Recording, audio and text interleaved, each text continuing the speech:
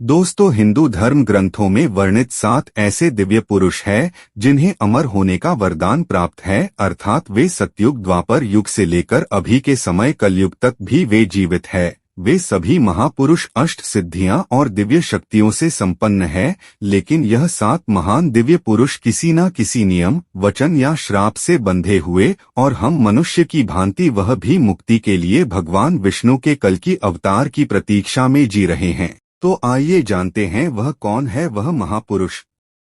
दोस्तों, वीडियो शुरू करने से पहले चैनल को सब्सक्राइब जरूर कर लेना और कमेंट में जय श्री राम जरूर लिखना।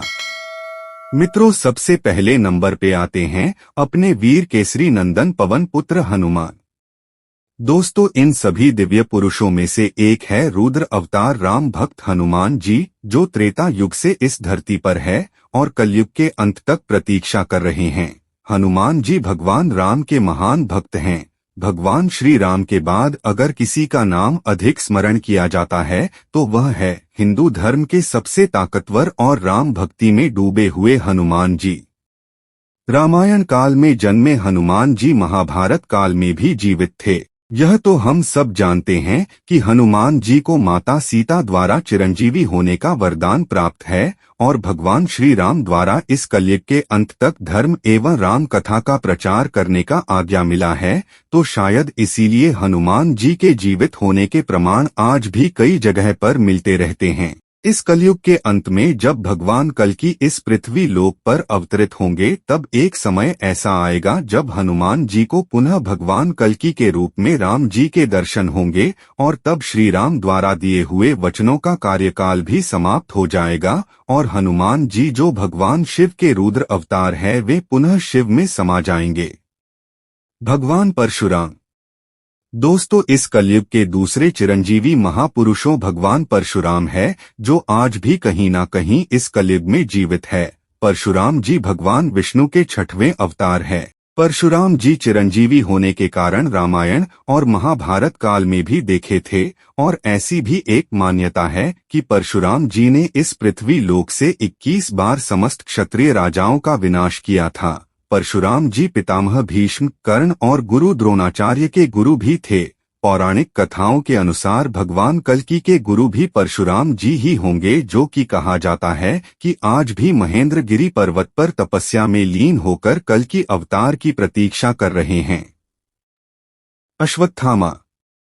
दोस्तों, तीसरे चिरंजीवी महापुरुष है अश्वत्थामा। अश्वत्थामा गुरु द्रोणाचार्य के पुत्र थे, जो आज भी इस पृथ्वी लोक पर मुक्ति के लिए भटक रहे हैं। जब महाभारत का युद्ध हुआ था तब अश्वत्थामा ने कौरवों के साथ दिया था। धर्म ग्रंथों के अनुसार भगवान श्री कृष्ण ने अश्वत्थामा को ब्रह्मास्त्र चलाने के कारण उन्हें कलयुग के अंत तक भटकने का श्राप दिया था। अश्वत्थामा के संबंध में प्रचलित मान्यता है कि मध्य प्रदेश के असीरगढ़ किले में मौजूद प्राचीन शिव मंदिर में अश्वत्थामा रोज भगवान शिव की पूजा करने आते हैं। अश्वत्थामा जैसे महान योद्धा भी द्वापर युग से मुक्ति के लिए इस कलयुग का अंत करने वाले कल्कि अवतार की प्रतीक्षा में है। महर्षि व्यास।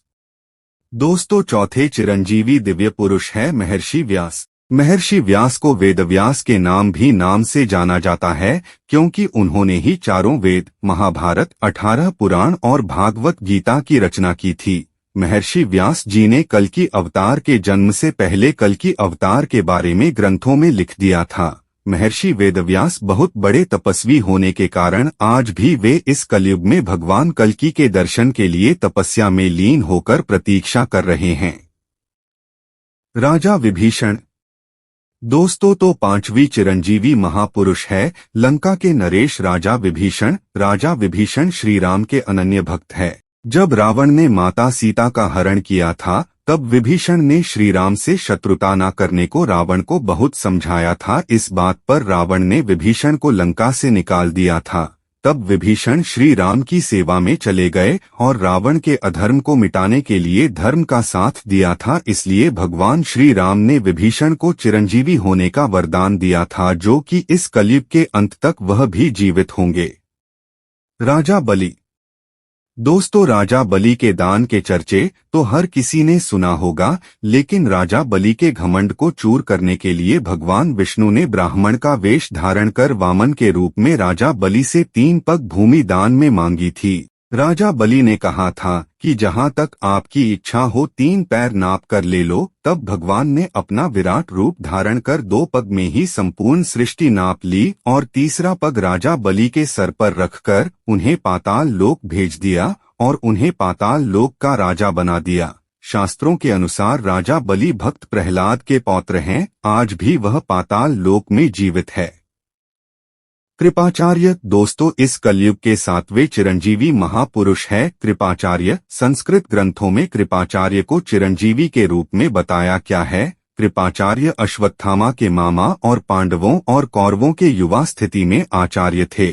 भागवत के अनुसार कृपाचार्य की गणना सप्तर्षियों में की जाती है। वह उन महान 18 योद्धाओं में से एक है जो महाभारत युद्ध के समाप्त होने के बाद भी जीवित थे। दोस्तों, वीडियो कैसा लगा कमेंट में जरूर बताना